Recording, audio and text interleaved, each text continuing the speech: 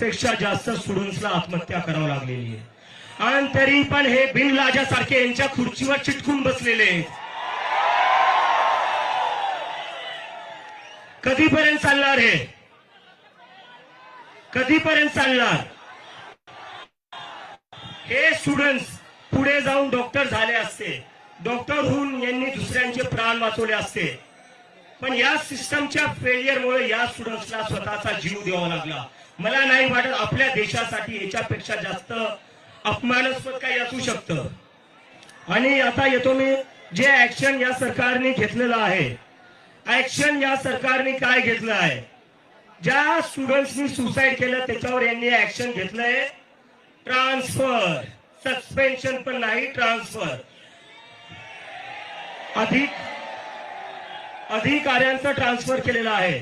म्हणजे आपल्या देशात स्टुडंट्सची लाईफची व्हॅल्यू एवढी कमी आहे की तुमच्याकडून साधं सस्पेन्शन पण होत नाहीये.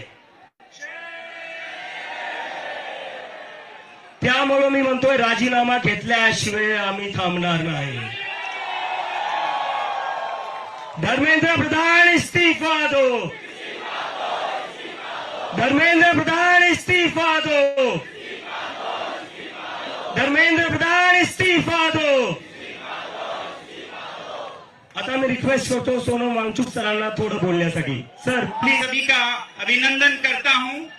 शिक्षा जो कि किसी भी देश की नींव है, उस पर सबका लगाव हो, सबका दिलो जान हो, ये जरूरी है.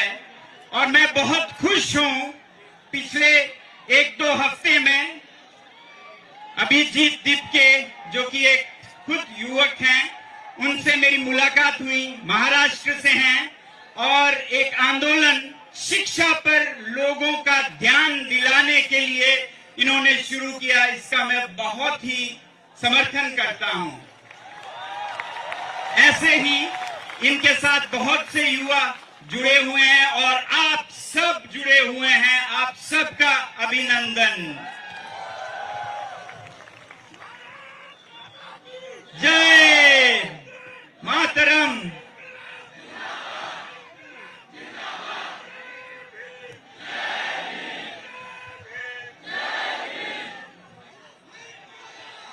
मैं बहुत खुश हूं आज. मैं बहुत खुश हूं कि पुणे के धरती पर फिर से आया हूं, जो कि छत्रपति शिवाजी महाराज की भूमि है. जय. जो कि सावित्री बाई फूले और महात्मा फूले की धरती है, जो कि साहू जी महाराज की धरती है, जो कि श्री अंबेडकर जी के बचपन की धरती है.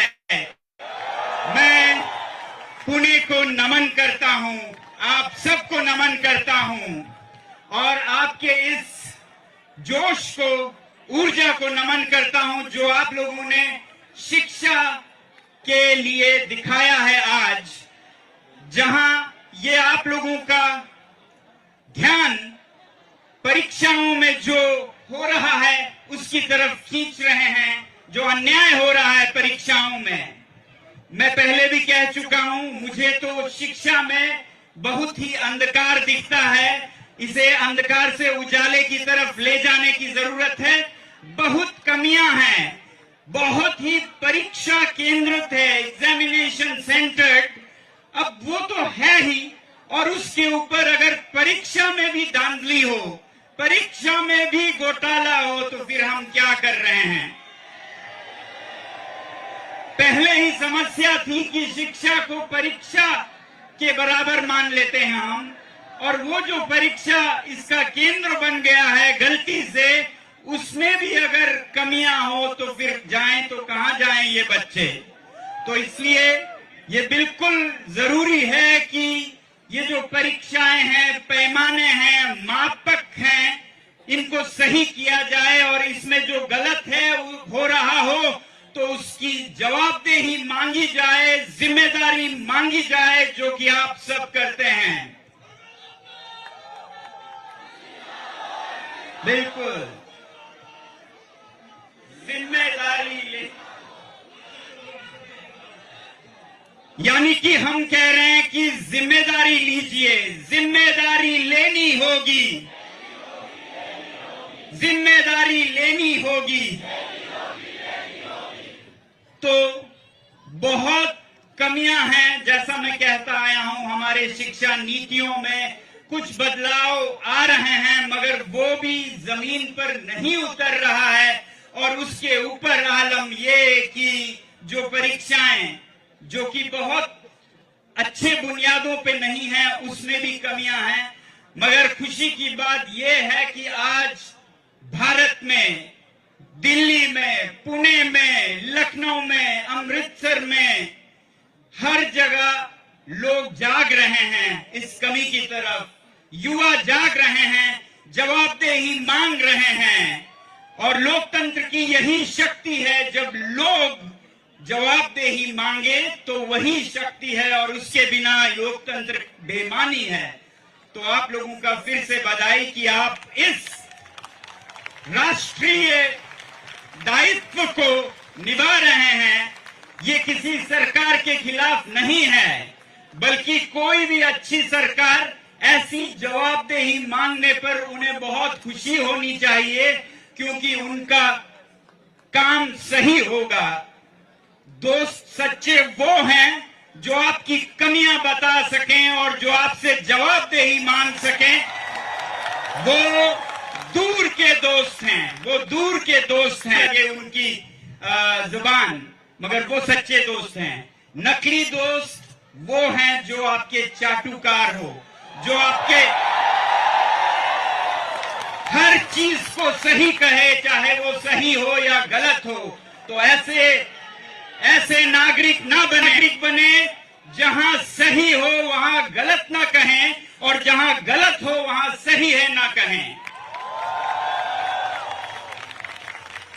तो जैसा मैं कह रहा था, शिक्षा और पर्यावरण मेरे मुद्दे हैं, हमारे मुद्दे हैं। भविष्य उज्जवल होने के लिए एक तरफ हमारे बच्चों की शिक्षा बहुत बहुत जरूरी है, वहीं दूसरी तरफ पर्यावरण हमें अगले पीढ़ियों तक स्वच्छ रखना बहुत जरूरी है, जिसमें कि हमारी हवा साफ हो, पानी साफ हो, वरना आने वाली पीढ़ियां सांस के लिए तरसेंगे, पानी के लिए तरसेंगे। तो ये जलवायु, ये पर्यावरण, इसे भी हम उस दूर अंदेशी नजरिए से देखें जैसे हम शिक्षा को देखते हैं। और मैं पुणे को सलाम करता हूं, इससे 2-3 बार पहले भी आया हूं। पुणे के लोग बहुत ही सजग हैं, पर्यावरण के प्रति बहुत ही सजग हैं। मैं इससे पहले जब आया तो कभी नदियों को बचाने की बात चल रही थी, उसके लिए आया। कहीं पेड़ों को बचाने के लिए लोग निकले थे, इसके लिए आया। मुझे आशा की किरण दिखती है पुणे से, महाराष्ट्र से।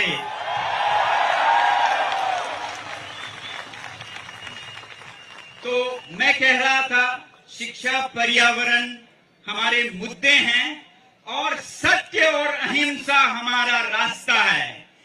हम इस मुद्दे के लिए जब आगे बढ़ें तो सत्य पे चलें, सच्चाई के साथ चलें, झूठ के खिलाफ चलें, ताकि हमेशा सत्यमेव जयते हो, जैसा हमारे राष्ट्र का एक है।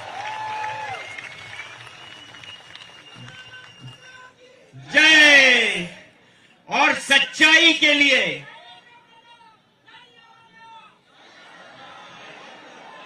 जी हां, सच्चाई, ट्रुथ शल ऑलवेज प्रिवेल। जिम्मेदारी लें, जहां जरूरत हो राजीनामा दें, जो कुछ करने की जरूरत हो वो करें, मगर बच्चों की भविष्य अंधकार में ना डालें। सत्य के साथ चले। अगर गलत हो रहा है, अगर शिक्षा प्रणाली में, परीक्षाओं के प्रणाली में कमियां हैं, तो उन्हें दूर करने के लिए सच्चाई पे चले, किसी भी झूठ का सहारा ना ले, जिम्मेदारी ले। ये बहुत जरूरी है। सत्य के रास्ते पे हम चलें और उस लिए मैं ये कहूंगा, लोग तो सच्चाई पे चल ही रहे हैं, बहुत जरूरी है कि हमारे देश की जो संचार व्यवस्था मीडिया है वो भी सच पे चले। एक देश की जमीर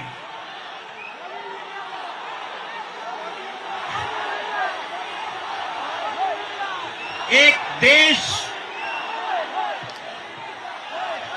देश की कॉन्शियंस कीपर्स जो आत्मा की आवाज लोगों तक अभिव्यक्त करते हैं, उसे सच्चाई पर चलना होगा, मीडिया को सच्चाई पर चलना होगा, तभी कह सकते हैं हम सत्यमेव जयते। मैं चाहूंगा आजकल जब दुनिया में भारत की चर्चा हो रही है कि यहां फ्रीडम ऑफ प्रेस नहीं है, 157वें की कहीं नीचे हम गिर गए हैं, तो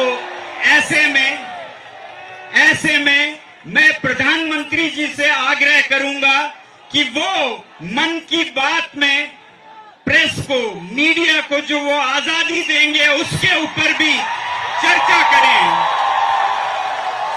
क्योंकि जब तक देश की मीडिया साफ सुथरी और सच नहीं होगी तब तक लोगों तक सच्चाई नहीं पहुंचेगी, झूठ फैलेगा और सच्चाई दब के दम घुटने पे मजबूर होगी। तो मैं चाहूंगा कि आने वाले भारत में अगर भारत को विश्व गुरु बनाना है, अगर भारत को विकसित भारत बनाना है, तो शुरुआत संचार माध्यमों के, मीडिया की आजादी से शुरू करें और इसमें भी हम भारत को विश्व गुरु बनाएं। 1 नंबर नहीं हो नॉर्वे की तरह, 2 नंबर नहीं हो तो पहले 10 में तो जरूर आए भारत। तो सत्य हमारा रास्ता है, अहिंसा हमारा रास्ता है। अहिंसा, आपने देखा होगा कि किस तरह से बहुत ही सुंदरता से ये जो आंदोलन चल पड़ा है युवाओं का शिक्षा के लिए, ये कितना अहिंसक रहा है, इसे आपने देखा होगा। और ये इसी अहिंसा की ताकत है। बहुत लोग पूछते हैं कि ये कैसे हो गया कि विमान स्थल पे ही आपको अनुमति दी गई, जंतर मंतर के लिए अप्रूवल, परमिशन एयरपोर्ट पे दी गई, कोई गिरफ्तारी नहीं हुई। तो मैं कहूंगा इसका बल था अहिंसा, सत्य, क्योंकि हम सब ने कह दिया था कि कोई हिंसा न करे न करने दे, सतर्क रहें और फूल दें दूसरी तरफ। तो इसलिए अहिंसा के इस शक्ति के सामने सरकार ने भी बहुत ही प्यार और मोहब्बत दिखाया, इसलिए इन्हें परमिशन 1 घंटे में दिया गया और गिरफ्तारी की कोई बात नहीं चली। और अगर इसी तरह अहिंसक रूप में यह आंदोलन चलता गया तो देश में बहुत बड़ा बदलाव भी आएगा और यही हम उम्मीद करते हैं। वरना हिंसा के हथियार दूसरी तरफ बहुत बड़े बड़े हैं, मगर अहिंसा का कोई जवाब नहीं है। तो आप कौन सा चुनना चाहेंगे, अहिंसा और फूल के हथियार या फिर पत्थर लाठियों के हथियार? तो अहिंसा परमो धर्मा, अहिंसा पे हम चलेंगे, यही हमारा रास्ता है। और न्याय इंसाफ हमारी मंजिल है। आखिरकार हमारा लक्ष्य होगा कि हम इंसाफ तक पहुंचे, शिक्षा के द्वारा समाज में इंसाफ, हर बच्चे को, हर तबके को, हर प्रांत को, हर जाति को, हर धर्म को एक जैसा भविष्य मिले, ऐसा इस आंदोलन का लक्ष्य है। न्याय मिले, न्याय की पालिका भी शुद्ध हो, स्वच्छ हो, ऐसी हमारी प्रार्थना है।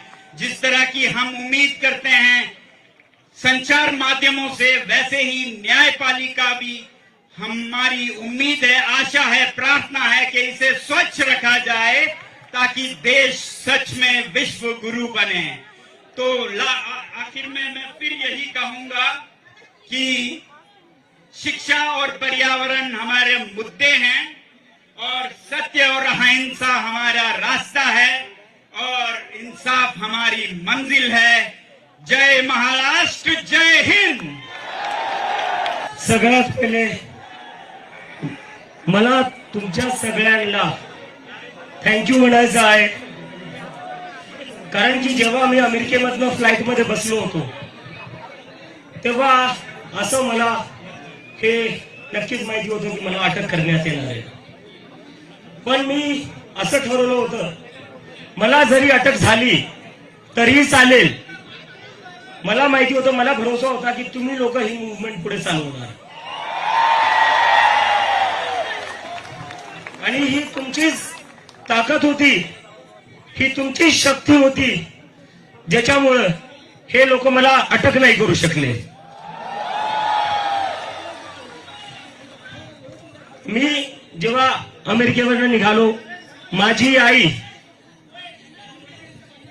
आई तेव्हा खूप रडत होती. जितकं मी अमेरिकेला जाताना रडत ती रडली नव्हती तेवढं ती रडली जेव्हा मी आपल्या देशात वापस येत होतो. कोणत्या आईला असं वाटत नसेल की तिचं लेकरू घरी आलं पाहिजे, पण तरीही ती म्हणली घरी तू इंडियात वापस येऊ नको, हे लोक तुला अटक करतील नाही ते तुझ्यासोबत काही बरं वाईट करतील. आणि हे सांगायचं कारण म्हणजे ही फक्त माझ्या एकट्याची सिच्युएशन नाहीये.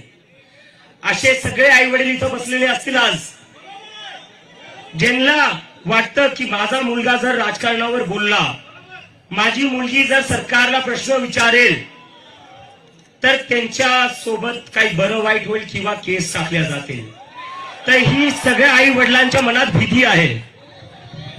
तर मला फक्त त्या आई वडिलांना सांगायचं आहे, तुमच्या मुला मुलींना तुम्ही बोलवण्यापासून थांबू नका. जेलमध्ये जायचं असेल तर मी जाईल. आता कॉकरोच जनता पार्टी, जेव्हा मी हे सुरू केलं हे मजाकमध्ये सुरू झालं होतं, पण हा तुमचा असंतोष होता, हा तुमचा राग होता या सरकाराविरोधात, ज्यांनी या मजाकाला एक सिरियस मुवमेंट बनवून टाकलेले. So thanks to all of you for that. आणि मला जेव्हा हे सुरू झालं तेव्हा बरेचसे लोक मला इंटरव्ह्यू मध्ये विचारत होते, असतील 10 मिलियन, असतील 20 मिलियन, पण हे सगळं सोशल मीडियावर आहे, जमिनीवर कोणीही येणार नाही. जंतर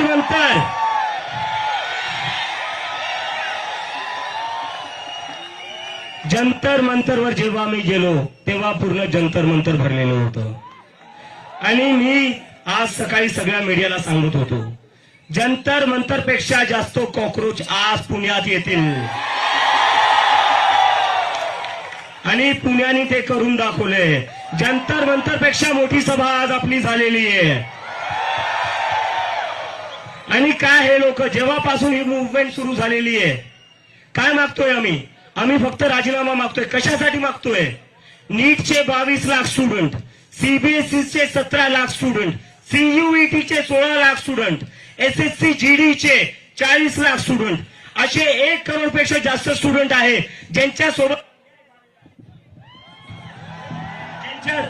असे 1 करोड पेक्षा जास्त स्टुडंट्स आहेत ज्यांच्यासोबत अन्याय झालेला आहे. आणि तरीही कोणी जिम्मेदारी घ्यायला तयार नाहीये, तरीही कोणी राजीनामा द्यायला तयार नाहीये. तर आमचं हे म्हणणं आहे की तुम्ही कधीपर्यंत असे बिनलाजापणे तुमच्या खुर्चीवर बसून राहाल. आणि आपल्या देशाचे जे विश्वगुरू आहेत,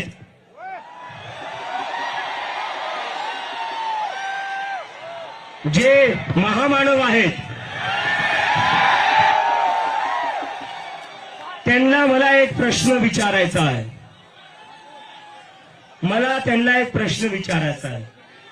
तुमच्यासाठी हे 1 करोड स्टुडंट्स महत्वाचे का तुमचा एक इनकॉम्पिटेंट मिनिस्टर महत्वाचा आहे? तुम्हाला निवड करावं लागेल. जर तुम्ही त्यांना काढणार नाही तर उद्या तुमचं ट्रान्सफर करण्यात येईल. आता अजून सहन करणार नाहीत लोक. स्टुडंट्स आत्महत्या करतायत.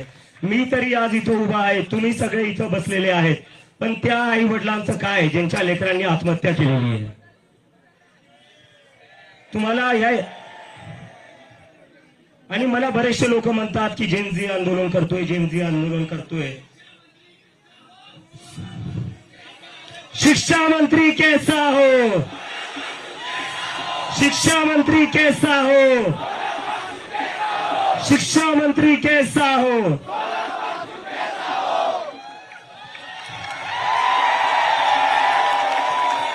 आणि अजून एक सोनम वांगचुक सर, रँचो रँचो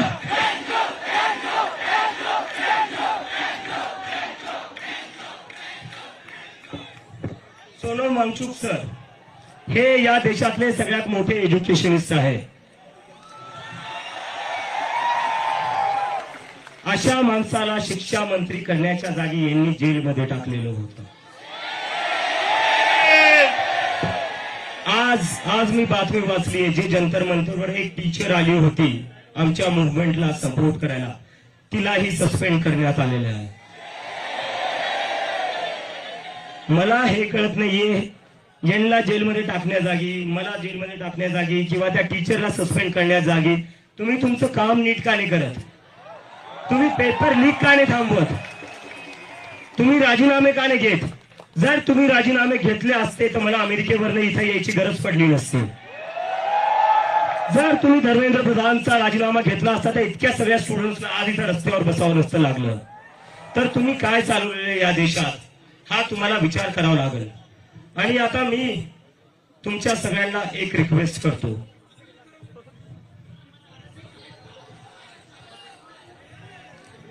आता मला एक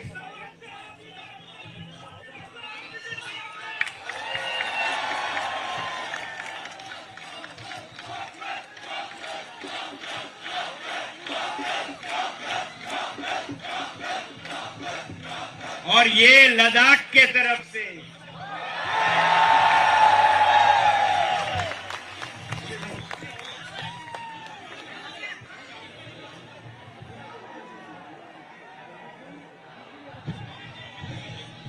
डिग्री आहे, नोकरी कुठे आहे? आता मी याच्यावरच येतोय, मित्रांनो, मागच्या 10-12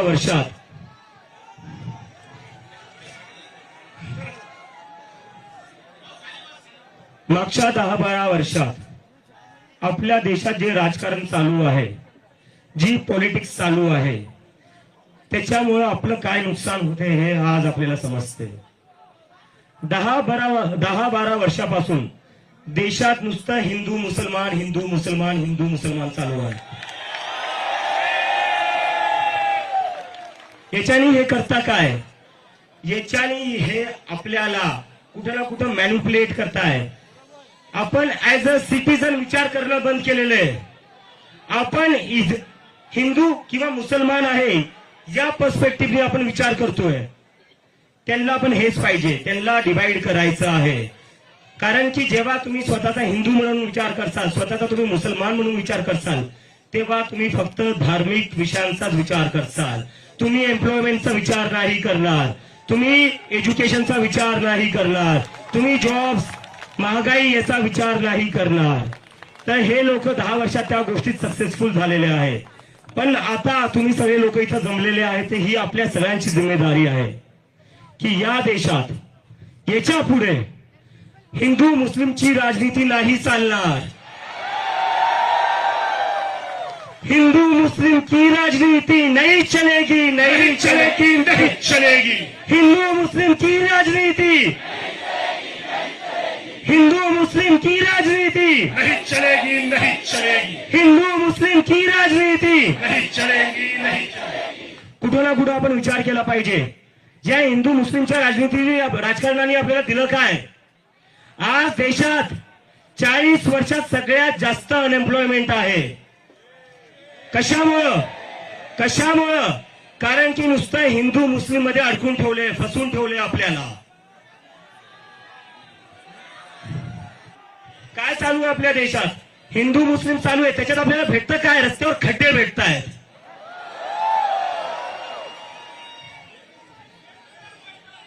हिंदू मुस्लिमच्या राजनीतीमध्ये आपल्याला भेटतं काय? आपल्याला कोसळणारे पूल भेटतायत. त्याच्यात हिंदूही मरतायत, त्याच्यात मुसलमानही मरतायत.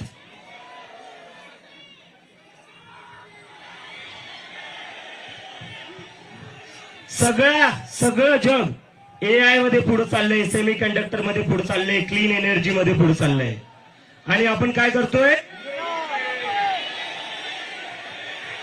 हिंदू मुस्लिम धार्मिक ध्रुवीकरण, कोणाकोणाचा हिंदू मुस्लिमच्या पॉलिटिक्समुळे फायदा झालाय.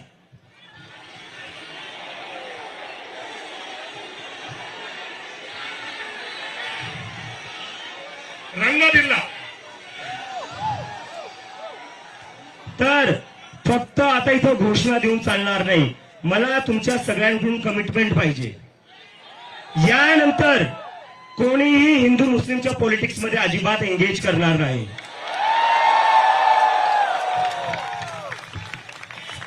भलेही ते ब्रिटिश असो,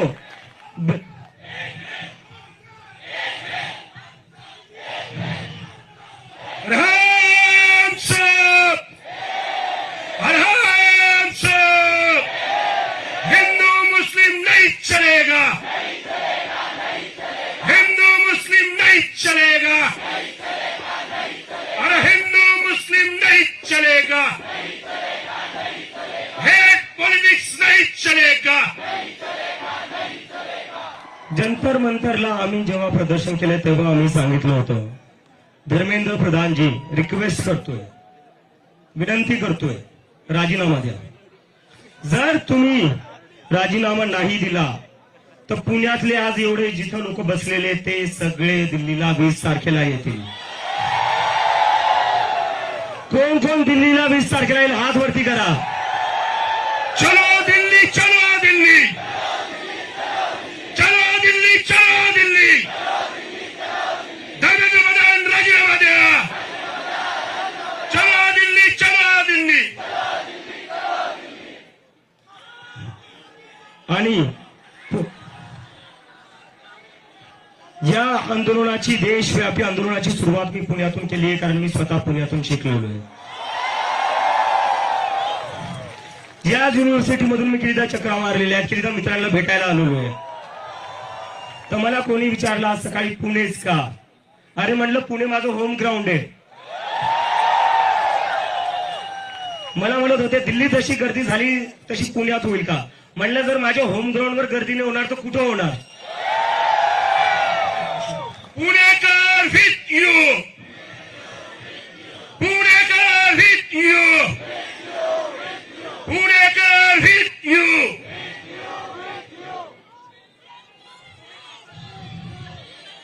आता पुण्यातून मी जाणार आहे लखनौला,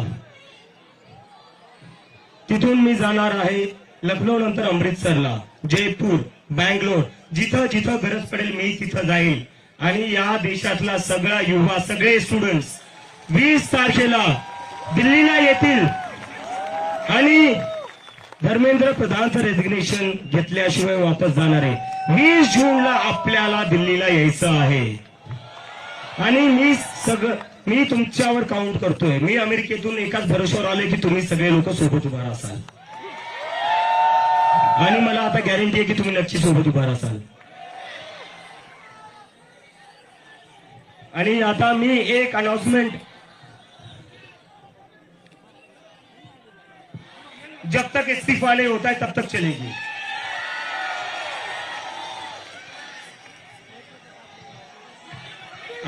एक मिनिट इथं अल्टीमेटम दे दिया है, सैटरडे तक रिजाइन करिए. सैटरडे को रिजाइन नहीं करते हो तो 20 जून को हम सब दिल्ली आ रहे हैं.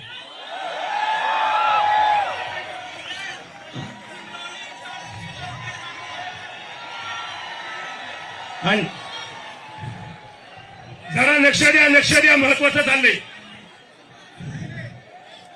आता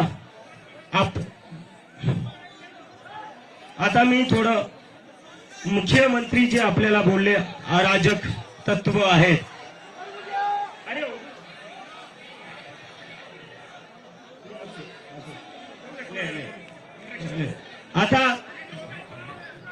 आता आपल्याला मी जेव्हा जंतर मंतरवर निघालो एअरपोर्टवरनं बाबासाहेब आंबेडकरांचं असंच एक पुस्तक घेऊन, त्याच्यावर मुख्यमंत्री साहेब बोलले अराजक तत्व.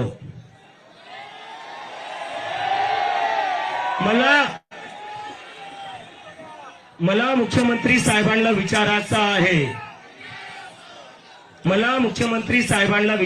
आहे, जे डॉक्टर बाबासाहेब आंबेडकरांना फॉलो करतात ते अराजक आहे का? जे भीमच्या घोषणा देतात ते अराजक आहे का? नाही. आणि त्यात मुख्यमंत्री साहेब हे पण बोलले की यांनी नुसतं संविधानाचं पुस्तक पकडले, यांना संविधान माहिती नाही. त्याच्यावर मला मुख्यमंत्री साहेबांना विचारायचंय, संविधानात कुठं लिहिलं होतं सकाळी 5 वाजता विदाऊट मेजॉरिटी तुम्ही शपथ घेऊ शकता?